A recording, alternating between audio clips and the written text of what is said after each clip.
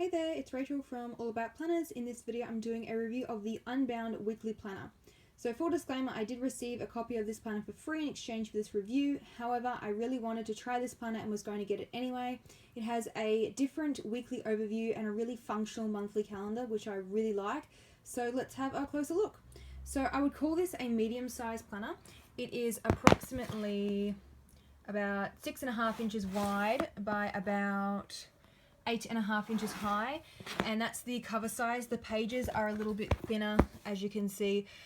So yeah, overall medium page size.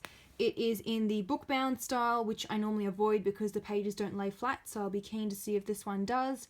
It's probably, I'd say, about 1.5 centimeters thick, and in terms of weight, it doesn't weigh much at all. Feels quite light. You could definitely take this with you, put it in your handbag. It doesn't need to be a planner that has to stay at home on your desk. Okay, let's have a look inside the planner. So overall it has a very minimalist layout with black and white. If you watch any of my other reviews, you'll probably notice that I've started gravitating towards that type of planner. The reason being is that I can add a lot of colors and stickers and they don't clash with the colors of the planner, which is sometimes the case for the bright ones, like the Erin Condren and the Recollections, those sort of planners where they already have lots of color on their page. So if you're starting out with planning or you're wanting to add lots of color of your own style, I would recommend a minimalist black and white themed planner. So you've got the dates at a glance calendars for 4 years, which is more than most. The dates are quite tiny though, keep that in mind. And we have this self-reflection section, which not many planners include. This one has a lot of goal setting pages, like pause and consider things rather than just, okay, here's your weekly spread, go plan stuff.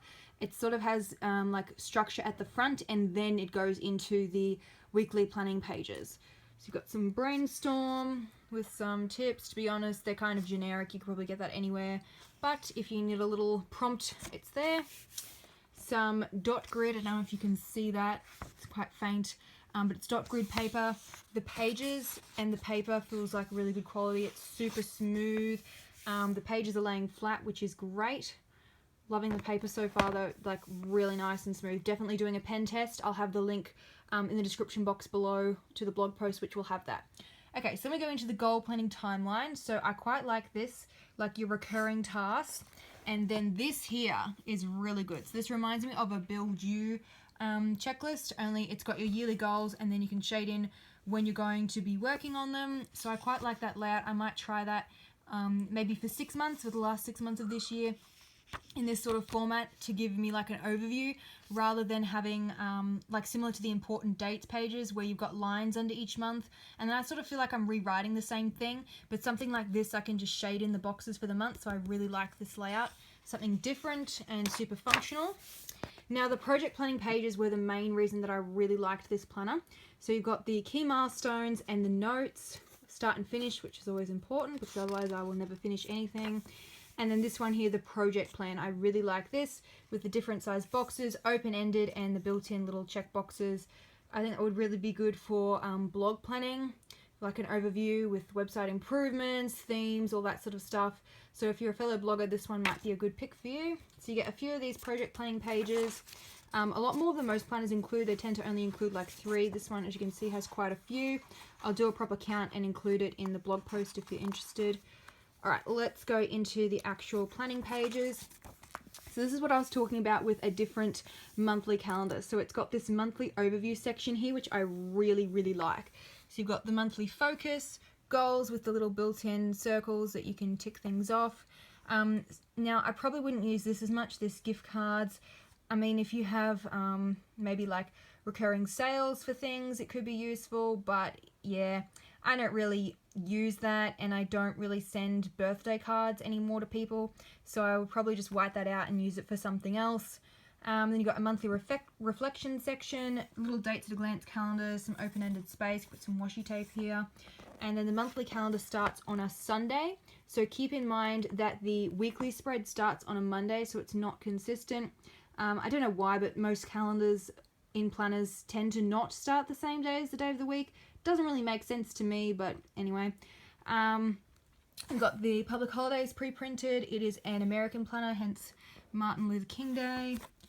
And when it doesn't need those boxes, it shades it in grey, which I think doesn't look too bad because then it kind of matches the grey at the top here. So on the whole, I really like this really functional calendar.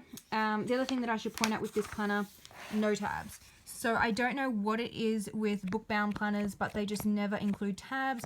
And unfortunately, this one doesn't include what some planners do, where they have like a little coloured mark, which is sort of like a built-in page marker tab thing for each month, which I think would definitely be an improvement. You do get some built-in ribbon bookmarks though, like this one. There's a couple, as you can see up here.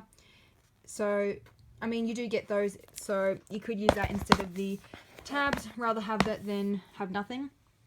Now this one here, the weekly overview, another reason I really wanted this planner, super functional, and look at all the list making space, so much of it. So you've got the weekly goals, focus, probably wouldn't use the morning routine section, just get some white out and change that. Things to do, so early, easy tasks and then bigger tasks. So I really like the distinct lists, although I probably change it so you've got more easier and then less bigger. But I like that you can separate things because I'm one of those people that can get bogged down in details too much, hence why I try and avoid using a daily planner, because it's just like I need to see the bigger picture. So I quite like that you get this weekly overview before you start scheduling into your week. If you followed my blog for a while, you might remember when I shared how I pre-plan the week using another planner, which I'll include the link to the blog post in the description box below. So if I use this planner, then I wouldn't need to, because you've got that built in, and you've also got all this space on this side of the page as well. That's grid dot paper, by the way. I don't know if you can see that. So because you've got all this built in, then you don't need to use a separate planner. So I do wish that more planners included this. I think it's really functional, and it doesn't hurt to have a little bit of extra space. And the other thing, which I've of course got to point out, is the built-in habit tracker. Love, love, love this. So cute, functional. Just, I'm so obsessed with habit trackers, use them all the time. Really love it when planners have that built in. So let's go into the weekly spread. So vertical. This planner was pretty much perfect until I got to the vertical layout.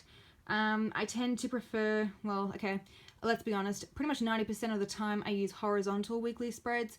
The main reason being is that the columns on vertical planners are a bit too narrow for my liking. I find that if I write just like a short task, it ends up being like that big because I need to use multiple lines. That's just my personal preference.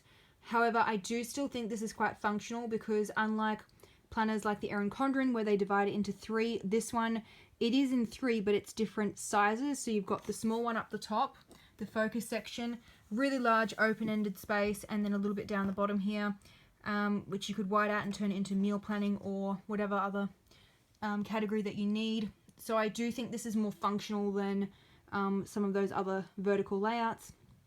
You also get this weekly reflection section, and then there's also some different quotes scattered throughout. The dates at a glance calendar. Now you'll notice the weekly spread starts on a Monday, but the monthly calendar starts on a Sunday. But then these little snapshot ones start on a Monday. So I don't know, it's kind of like, can you just keep it consistent and all start on a Monday? Again, just my personal preference. So we've got the don't forget and then a notes sidebar. Also really like that the weekend is shaded. It's only a small thing, but I just like it when it's shaded. I find it, I don't know, I just like it. It just adds, I know it's not really colourful, but it just adds something to the page. So yes, it's vertical. I know I normally steer clear of vertical, but I don't mind this layout. I still think it's practical and functional. So continuing through, you get the weekly overview again, and then all the weeks of the year. So if I do a quick flick, you get the drift. And then if we go to the back of the planner, there's another one of those built-in page markers. Keep going all the way to the very back. You get some dot grid paper. So instead of lined, I've noticed a lot more planners are leaning towards dot grid nowadays since bullet journaling has become so popular. I actually like the lined writing space better than the dot grid. I find my writing is neater, but I do like with the dot grid that you don't see it, so it looks like you've got straight writing, even though you're kind of cheating and using the dot grids. So I mean, not really a big deal, at least it's not blank, that's the main thing. Blank paper is a disaster for my crooked handwriting. It always ends up super messy. Oh, the other thing that I forgot to mention, it has the numbered pages, which is handy for the back especially the pages at the back, since there's no tabs and you won't have enough ribbon markers because there's only 2, so you could do like your month and your day, but you do have little numbered pages so you can easily find what you're looking for. Again, a nice little extra touch that I wish most planners included. It's just the little things like that that do really make a big difference when you go to use the planner. Okay, so the end of year reflection, another thing that most planners don't include.